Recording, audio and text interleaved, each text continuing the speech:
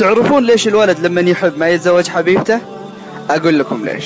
بكل بساطة لأن الولد يبغى أحد يهتم فيه، يخاف عليه، يطلع معه لين أمه تروح تخطب له البنت المناسبة. ولما تسأله حبيبتك يقول لك ما أتزوج واحدة تتكلم وتطلع معي لأنها أصلا مو متربية.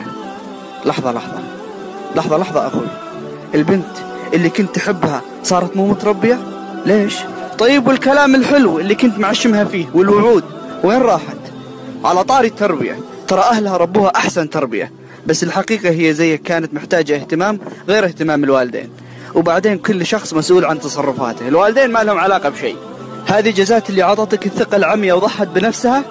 لا والله مشكور حبيبي، يجي منك أكثر، بس لازم تعرف إن الدنيا هذه دوارة وربك يمهل ولا يهمل، وإذا ما عندك خوات بيجي يوم وتصير بنتك ضحوكة رائعة لواحد مثلك.